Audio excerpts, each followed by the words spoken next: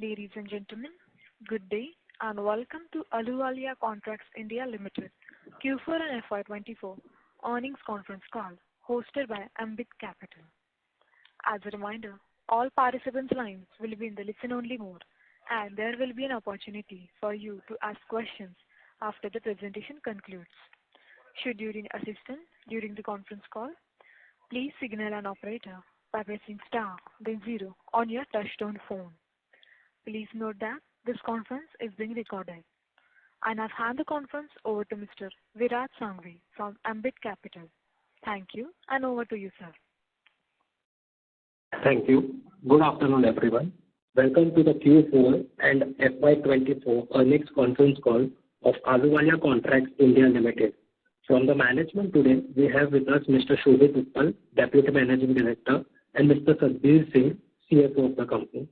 I will now hand over the conference to the management team for their opening remarks, after which we shall open the floor for Q&A. Thank you and over to you, sir. Thank you. Ahluwalia Contracts India Limited, an EPC company, has announced financial results for Q4 FY24. During Q4 FY24, the company has achieved a turnover of 1163.66 crores and a PAT of 199.85 crores in comparison to a turnover of 863.05 crores and a PAT of 72.21 crores during Q4 FY23. The company has registered a growth of 34.83% and 176.76% in turnover and PAT respectively during Q4 FY24 as in comparison to Q4 FY23. EPS of the company for Q4 FY24 is rupees 29.83 as compared to rupees 10.78 in Q4 FY23. During Q4 FY24, the company's EBITDA margin is 8.96% as compared to 12.77% and a PAT margin of 17.17% as compared to 8.37% in the corresponding period. During FY24, the company has achieved a turnover of 3855.29 crores and a PAT of rupees 375.55 crores in comparison to a turnover of 2838.39 crores and a PAT of 194.16 crores during FY23. EPS of the company for 9 months FY24 is 56.06 as compared to 28.98 during FY24. During FY24, the company's EBITDA margin is 10.48% as compared to 10.72% and a PAT margin of 9.74% as compared to 6.84% in the corresponding period. Net order book of the company is 11,179.93 crores to be executed in the next 2 to 2.5 years. Total order inflow during FY24 till date stands at 6536.81 crores. At present, we are L1 in 4 projects amounting to 3914.28 crores.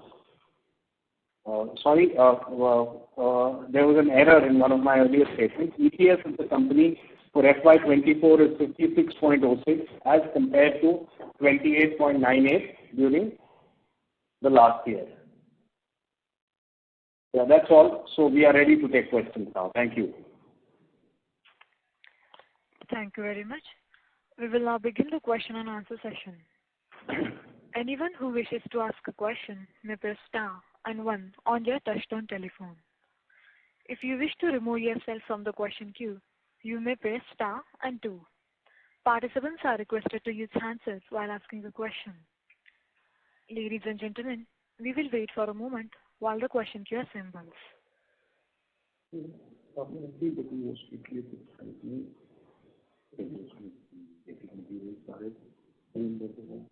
The first question is from the line of Shravan Shah from Dolat Capital.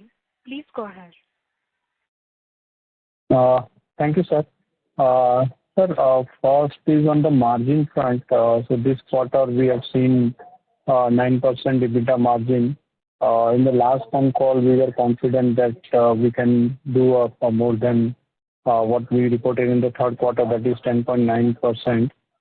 So any specific reason, and Now, how do we see the margin for FY25 and possible for FY26? Look, there's last quarter, there has been, there was this, in the last month of the year, the slowdown had started on account of the impending elections. So that has impacted. Plus, in March, there was March and then subsequently in April and May, there was a huge scarcity of labor. So that has impacted, our productivity. So that has led to reduced margins. While our turnover has grown, but it could have been more if the labor scarcity was not there. Going forward, what we had projected, what I had said in the last call, that FY25 the margins will grow up because the order book is healthy. And, with the new government also coming in now, I think the pace of projects, even execution will pick up. And traditionally, come May, the labor also starts coming back. At the moment, we are operating at about 60 to 70% on a project side, so over the last 3 months or so. So all these things, when we take into account, these have impacted our margin. So going forward, whatever guidance I've given for FY25 last time, we are confident it will be a double digit, more than 10%.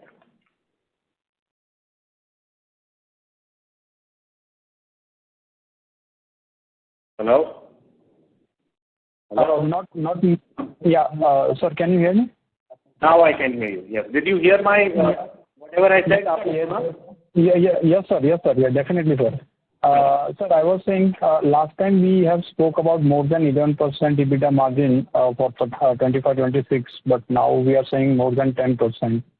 We are confident. As I said, it all depends on how quickly we are hearing various things, about what's going to happen. So your guess is as good as mine as far as the new government is concerned. So come 4th of June, I think things will be clear. How quickly the new government takes charge, and how quickly the pace of work gets back to what it was 3 to 4 months ago. That is why I'm being a little conservative. But we are, I think, we are better placed because a lot of our contracts are central government contracts. I don't think 80% or 75% of the contracts are free from escalation worries. They are not fixed price contracts. So, while I'm also qualifying that we will stick to the guidance that I had given, but I'm just being a little conservative.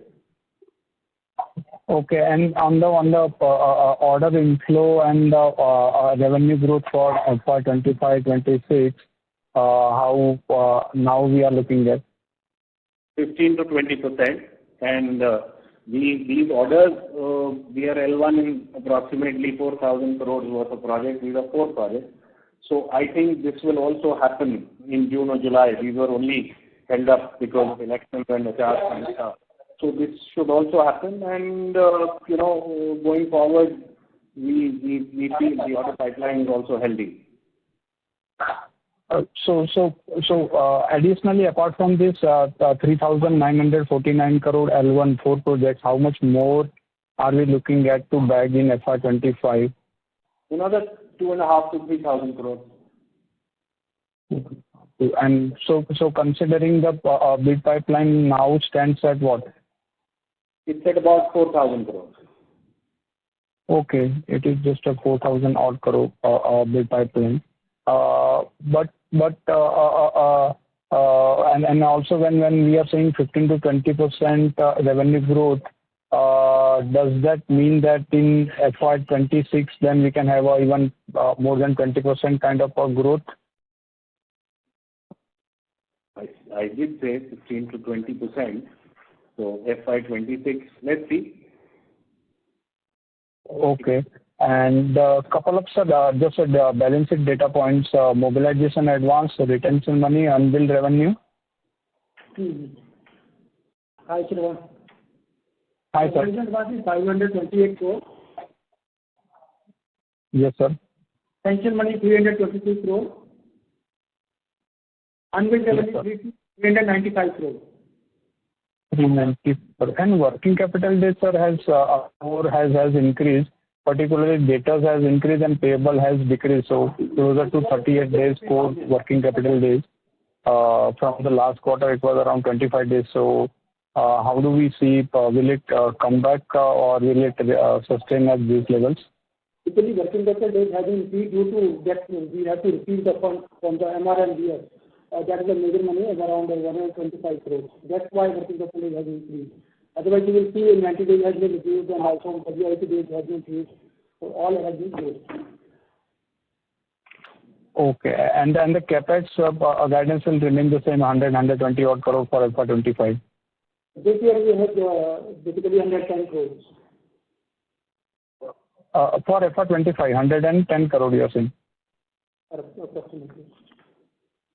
Okay. And sir, Jansen Jewelry, anything in terms of the scope reduction, have it got finalized?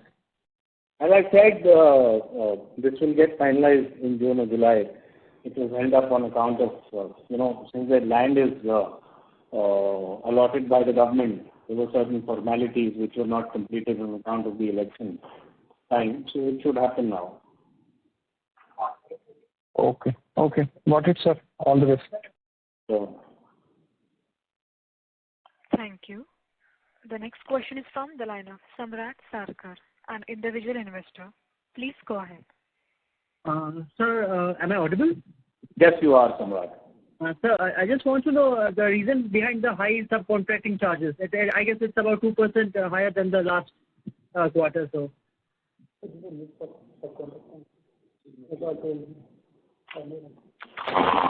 Basically, this is subcontracting. This includes manpower supply subcontracting and labor work subcontracting. It's not specific work back to back with material subcontracting. That's why it's basically appears that is very high. Okay. And going forward, this will come down in line with our earlier guidance. So if you see, this along with the next listing, employee benefit costs, these have to be read in conjunction. Okay. Right? Yeah. It would be about a percentage point higher. That's what it was. Okay. And sir, hello, am I audible now? Hello. And this also did get impacted due to an extended NGT period in January, February this year. Okay.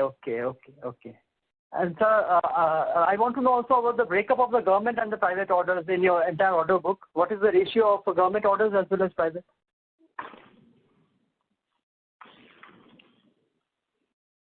This is private 34.85%. Rest of government. Okay, sir. Okay. That's it from my side. Thank you. Thank you. Thank you. The next question is from the line of Mohit Kumar from ICICI Securities Limited. Please go ahead.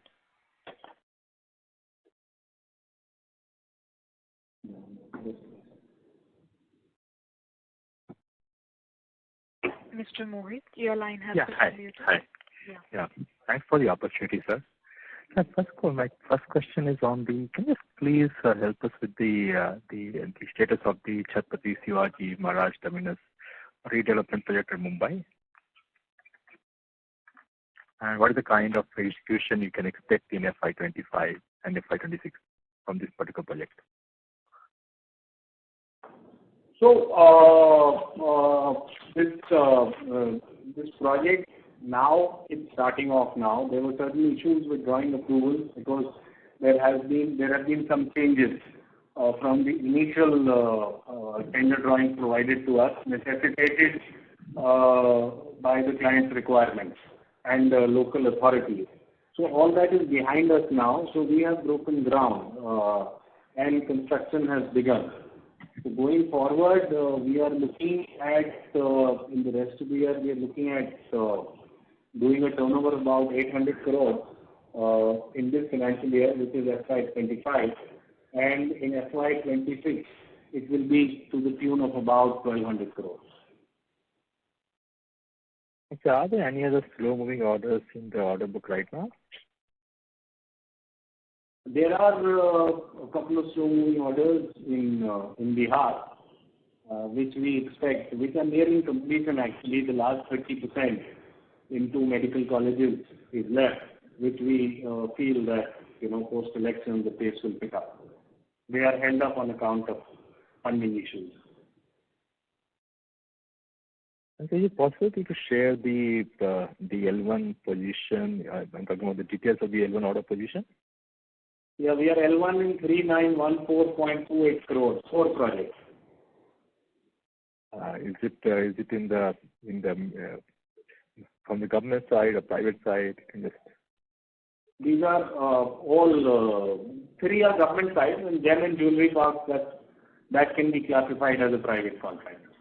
Understood, sir. Understood. My last question, sir, as we go the order process for FY25, where do you see the new government, post the new government formation? You think that there will be more opportunity? If you can throw some color on that.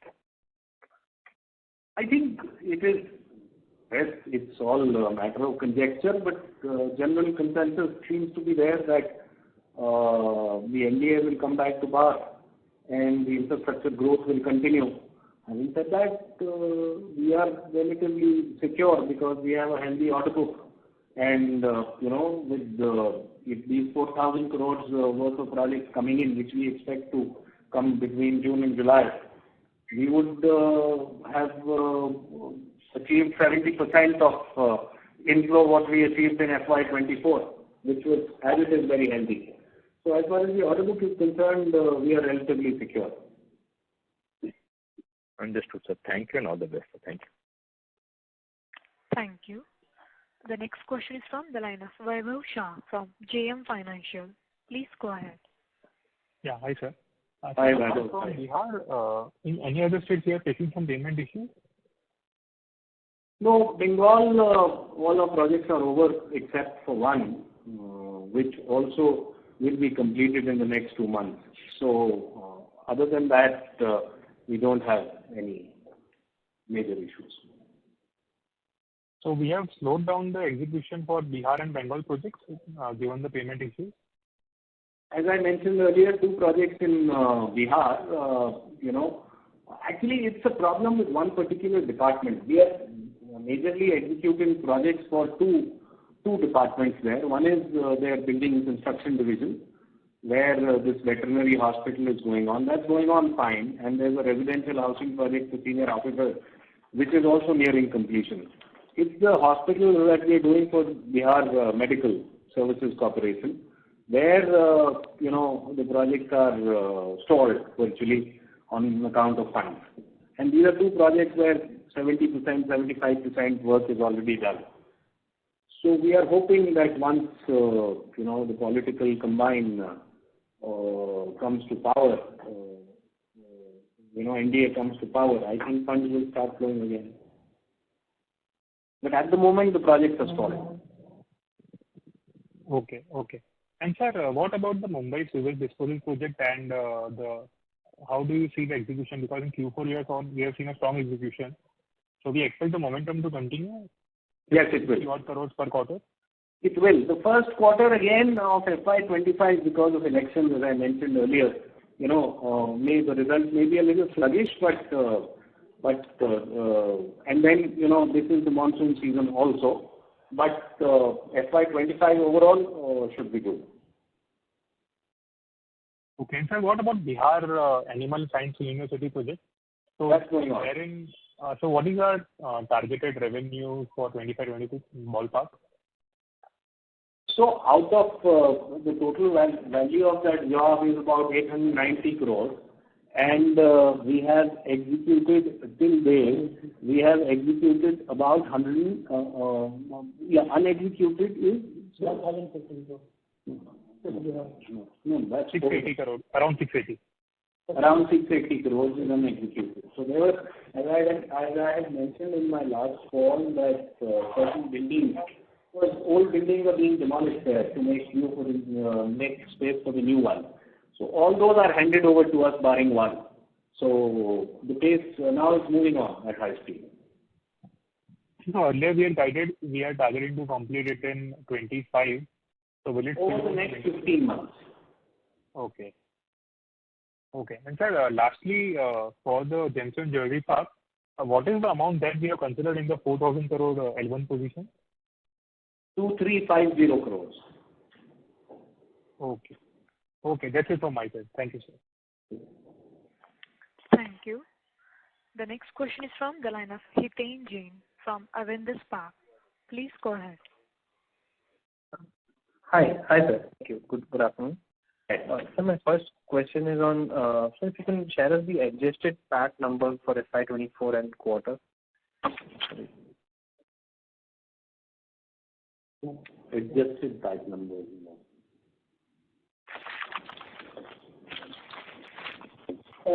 Please repeat your question. What you are saying? Adjusted PAT. Adjusted PAT without the exceptional item. Exceptional item. That is basically settlement with the MRMDS. What is the amount? This is 197 crore. This is has been shown in this. Total 218 crores, including GST. And out of this, we have received 90 crores.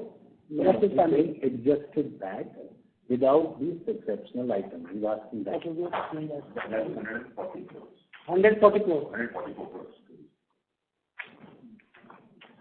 Basically, this tax amount 25.17% tax. Okay. Yeah. Okay. 25.1%. Okay. Thanks. My next question is, sir, as per your strategy where you want to increase the composition of private orders, what type of developers, which developers are you looking to work with, or do we have any agreements with developers? There are no agreements per se, but as you can see from the order book, we are working with DLF now. We are working with on the private side. We are working with Puri.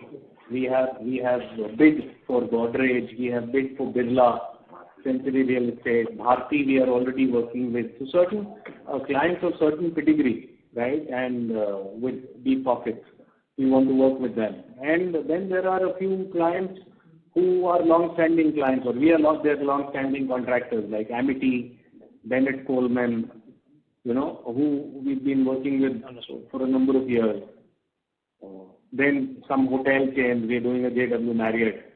So we're not working with, and Brookfield is a client. So such private sector clients we want to work with.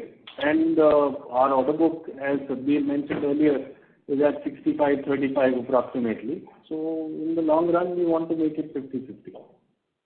Understood. And also, sir, how are these contracts awarded? Are these privately negotiated, or there are no? We are also working with Foxconn, right, on their plant, and we're working with Adani. So pedigreed clients, private sector clients. Understood. But these are privately negotiated contracts, right? These are privately negotiated. Yeah. Okay. Just one last question on depreciation. So why has depreciation increased? High depreciation in the quarter? Basically, this quarter we have impaired Kota Mall with the 14 crores 91 lakhs. That's why there is around 15 crores. Okay. 15 crores, right? Am I right? Yeah? Yes, 15 crores. Okay. Thank you, sir. Those are my questions. Thank you. Thank you. The next question is from the line of Uttam Srimal from Axis Securities. Please go ahead. Yeah. Good afternoon, sir. Thanks for the opportunity. Sir, how do you see the opportunity in data center creation? I think I was asked this question during the last call also. It is not something that excites us. Okay. Hi, Maharaj. Okay. Sabir, one question with regard to what is our cash and cash position, including FDR currently? This is cash and cash equivalent. This is 334 crores. And this basically bank position is 445 crores. 330, that is cash. 445 crores. That is actually on the balance sheet. The balance sheet. Okay. Okay, sir. That's all from my side. Thank you.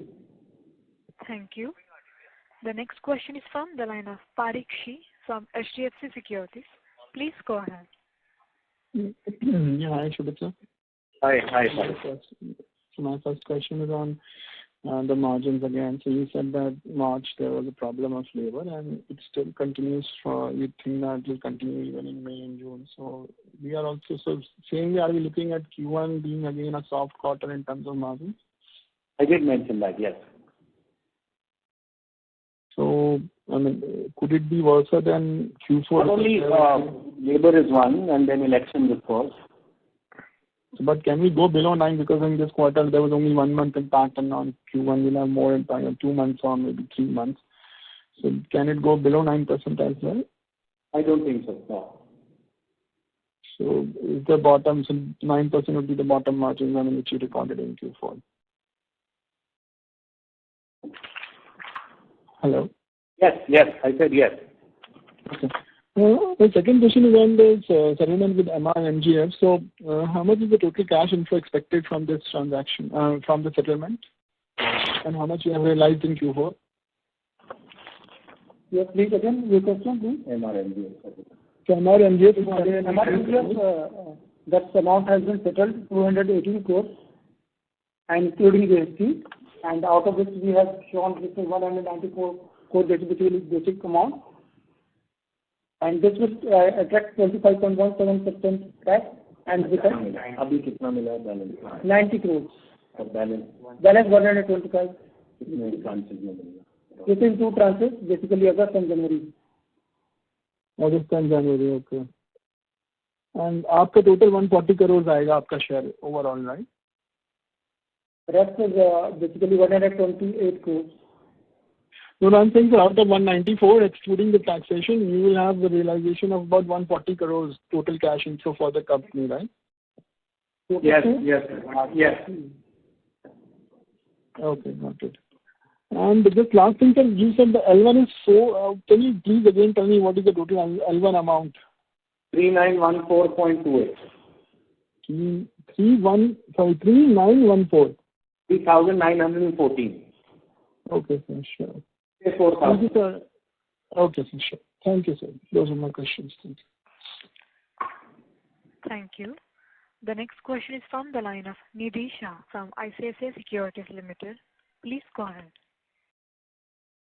Hello. Thank you for taking my question. The only question I had was on the exceptional item that was listed in this quarter, the arbitration between a customer and you. So could you give more details about the arbitration and whether the settlement amount has been received? If not, then when can you expect that? So this was a long-standing dispute on the Commonwealth Games Village project with MRMGF. So the settlement amount is 218 crores, the award which has come to us, out of which 90 crores has been received. The balance will be received over 2 tranches, one in August this year and the other one in January. All right. Thank you. Thank you. Thank you. The next question is from the line of Ruchi Jain from SSC Mehta Investment Limited. Please go ahead. Yeah, hi. Good afternoon. My first question is how much you have a outstanding order book as on 31st March 2024? Unexecuted order book. 11,179 crores. 11,179 crores. Okay. And we may expect that these to be executed in around, next 18 to 24 months? 24 to 30 months. 24 to 20 months. And my second question that, as you have mentioned, as far as expected order inflow is concerned, in a FY25, though there is an election around the corner, but can you give some numbers that can be a possibility or your target for FY25 as a new order inflow? Because the way the infra push is still there and the way we are seeing that in a new budget, our government may further increase their capex target, maybe around, possibility of further more, some chances are there. So can you give some bit of an idea? These are the numbers that can possible as expected order inflow in FY25? So as I said, 4,000 crores is something in which we are lowest. 4 projects aggregating 4,000 crores. That should happen in the next 30 to 60 days. The award was held up on account of elections. So that should happen in the next 1 to 2 months. Other than that, there is an order pipeline in the short term of about 5,000 crores. But for the entire year, in addition to this 4,000 crores, I have given a guidance of about another 2,500 to 3,000 crores. So we may expect somewhere close to 7,000 crore that can be a possibility order guideline and inflow for the FY25 in nutshell. Yes. Right? And my understanding is correct? Your understanding is correct, yes. Okay. Thank you, sir. Okay. Thank you. Ladies and gentlemen, you may press star and 1 to ask a question. The next question is from the line of Lakshmi Narayan from Tunga Investments. Please go ahead. Thank you. Want to understand, want to understand, to look at it the entire year, what has been our win-loss ratio? And is that something which you track, that so much of projects you have bid and X you yourself withdrew and why you lost some kind of a number? I just want to understand how that has spanned the last 1 or 2 years. So we are at about 17% in our analysis as to the bids submitted and the project won last year. So this is a cold number. Other than that, what we are seeing is that there is increased competition on the government sector side. Going forward, 17%. Yes, 17%. Going forward, we are reducing our bids, if I may say so, in the public sector side. We are becoming more selective, only bidding on large jobs where competition is relatively better, and increasing our exposure to private sector because that is picking up speed, continues to pick up speed, and on the larger projects with marquee developers, they are only looking at pedigreed contractors. So we feel margins there would be higher, are higher. And there it's very difficult to calculate, put a number, because it's not L1. You can calculate the number or percentage, success percentage in an L1 bid, right? Got it. So the 83% where we did not get to, is it all because of cost-related issues? Yeah, it's all cost-related. Because on jobs where we don't qualify, we don't even bid then, no? And second, in terms of the total number of proposals you are working on the private side, how that has actually increased in the last, when you ended last year, let's say you are working on X volume of projects worth in private sector. What is that volume now? Like right now as we speak, what's the total tank size you are actually working on the private side in terms of crores? So as Sadhbir mentioned earlier in response to an earlier question, our order book, just to give you an idea, out of a total order book of say about 11,000 crores, 35% is the private sector side. So that would amount to about 4,000 crores. If we were to go back, I don't have those numbers with me, but if memory serves me right, last year the private sector was about 17%. And our order book also, net order book was also comparatively lesser in amount. I think it was about 8,000 crores. You got an idea, right? So say from about 1,000 crores, this number has gone up to about 4,000 crores in absolute numbers. Got it. So my question is slightly different. It's not the order book, it's about the total. Let's say you are actually working actively on X crores worth of proposals in the private sector. I just want to put how large is the opportunity we are currently working on and submitting proposals to, not the one which has converted into order book. Okay, so out of, say, the order pipeline that I mentioned about 5,000 crores, the pipeline on the private sector side should be about 50% of that, about 2,500 crores. And this number would have been much lesser last year. Much lesser. So just to give you an idea, even the scale, like the project that we're doing for DLF, that project is about 744 crores, right? The project that we bid for Godrej, 2 projects we bid, they were about 500 crores each. The project that we have recently bid for Birla, that's also about 500 crores. The project that we bagged with EMAR, I forgot to mention that earlier, that's in excess of 400 crores. Welspun, we're doing a project with Welspun, that's in excess of 500 crores. And mind you, these are all core and shell packages. So if at the moment on all these projects that I named, these are not including the other verticals, MEP or facade. Okay. This is very helpful, sir. Thank you. Thank you, Lakshmi. Thank you. Ladies and gentlemen, you may press star and 1 to ask a question. The next question is from the line of Abhishek, an individual investor. Please go ahead. Thank you, sir, for the opportunity. Hi, Abhishek. Hi, sir.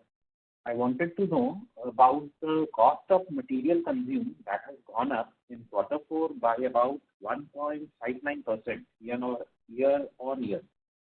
So can you throw some light on that? Is it a year-end phenomenon? Actually, year on year, it seems to have, the figures that I have in front of me, it's reduced 0.2%. Yeah, for the whole year it has reduced, but specifically for the Q4, it has gone up by 1.5%. So, especially in Q4. So, just wanted to know the reason for the same. No, if we see successive quarters, it is the same. If we see Q4, 48.75%. If we see Q3, it is 48.15%. I'm not saying quarter on quarter, but year on year. That is correspondingly of the previous year, of the previous financial year. So comparing Q4 of financial year 22-23, comparing it. So you're comparing quarters of successive years. Is that what you're saying? Yes. But you can't really, these are things which tend to average out. If you see year on year, it's almost same. If you see quarter to the last quarter, it's almost same. But yeah, there is a difference in the quarters of the 2 years, same quarters of 2 years. There is a difference of about 1.5%. Yes, we need to take a look at that. But as I said, overall these things tend to average out. Okay. And so I wanted to know about the margin in private sector and the government sector, where we are having the EBITDA margin as the highest, whether it is in the private sector or the government sector. Can we throw some color on the? And one other thing, I was just thinking about your question. One other reason why I said it can average out, or it does average out, is it depends. There are, in the life cycle of a project, the structural package, say the labor cost is lesser and material costs are higher. In the finishing packages, it's the other way around. Finishing item is the other way around. So it totally depends on, in the last quarter of the last financial year, what were the items, what were the kind of items that were being executed in the projects which were under execution then. So it's not a very substantial difference. So repeat your last question again, please. Yeah, and so what about the margin in the private sector and the government sector? What kind of margin we are having? Operating margin? As a generalized statement, I've always said private sector, if the going is all right, the margins are always better. But it is all a factor of it can change from time to time. But generally, because government tenders are L1 tenders, right? There is intense competition. Private tenders are awarded more on, there is a bid, they try and equate various bids, but it's relationship driven largely. So, and obviously in the private sector, what we're seeing today, because of the high demand in terms of timely delivery and delivering a quality project, all the large developers are looking at only top 4 or 5 pedigreed contractors. So that's why the margins are more. There is a difference of about a percentage point between the percentage 1.5% between the public sector and private sector, if I was to generalize. But it also depends on the pedigree of the developer and the type of project that is being executed. The more complex a project, obviously the competition is lesser. And so my next question is that how much fixed price contract and variable contract, what is the mix in the total order book? It is 70-30. 29% is fixed price. Okay. Yes, sir. Yeah, that's from my side. Thank you, sir. Thank you. Thank you. The next question is from the line of Raj Shah from Marcellus Investment Managers. Please go ahead. Yeah, hi, thank you for this opportunity. My question was regarding if, sir, you can update us with the progress that has been made on SAP implementation. And should we be, can you repeat it? You were not clear. Hello? Am I audible now? Yes, you are. Yes. So, sir, my question was regarding the update on SAP implementation. If you can update us. Yes, we have engaged PwC to be our implementing agency for SAP. We engaged with them a month ago. They have started, and our target is in the next 9 to 12 months, the entire operation of all our projects and our head office and regional offices will be on SAP. Okay. And will this affect our financials in any way in next few quarters? No, not really. Not really. In fact, after 9 months or so, we are kind of, I mentioned in my last investor call also, we are embarking on a digital transformation exercise. So maybe a year from now, efficiency should increase. Got it. And next question is on this Kota bus terminal project where we have taken impairment of 15 crores. What is this impairment regarding, and what we can expect in future? Again, repeat your question, please. What is this impairment for? Explain the impairment. This is basically valued every year as per our standard, that is, and according to discounted cash flow method. So basically last year, whatever we have projected last year, that is not, that couldn't materialize. That's why, and whatever the rest cash inflow and outflow would be there. According to that, that has been discounted and impaired around 14 crores 91 lakhs. Okay. Thank you. That answers my question. Thank you. The next question is from the line of Samrat Sarkar, an individual investor. Please go ahead. Sir, thank you for this follow-up. I just want to know, in the segment results, under the heading investment properties for this Q4, there is a loss of 15.5225 crores. Can you just elaborate on that theme? Basically, various people have asked this question, and we have replied that this is basically impairment in basically Kota Mall. That's 14 crore 91 lakh. That's why investment properties have been depreciated with high rates. Okay, sir. Okay. Now I got it. Okay, sir. Okay. And sir, again, congratulations for a great execution. Whatever be the margins, I understand due to the labor issues and all, but congratulate you for the great execution of sales this year. Thank you so much. Thank you. Yeah. Thank you, sir. All the best.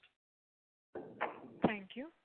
The next question is from the line of Vasudev Ganatra from Nuvama Wealth. Please go ahead. Yeah, thank you for the opportunity. So, sir, my question is on the bid pipeline of 5,000 crores. So, which are the segments that you are currently focusing on here? On the private sector side, it is residential and commercial and retail. On the government sector side, it is institutional and educational and healthcare. Okay. And sir, in the last call, you said that we have bidded for 2 airport projects also, where bids were yet to open. So, are they opened and are we L1 in those, or it is still pending? Yeah. We are L1 in 2 projects. One is the Varanasi Airport, which is about 900 crores, and one is the Darbhanga Airport, which is about 572 crores. So yeah, these are, as I mentioned earlier, these are part of the 4,000 crores worth of L1 projects, which should be awarded in the next month or so. Okay. And lastly, sir, are there any other projects where we have bidded but the bids are yet to open? There is a university project, state university, large project in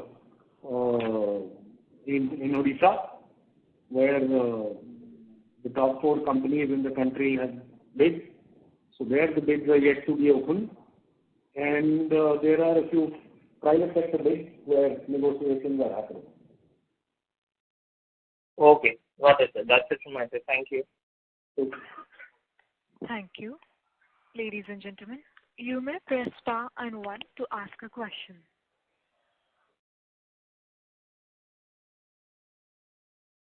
As there are no further questions, I would like to say, on behalf of Ambit Capital, that concludes this conference.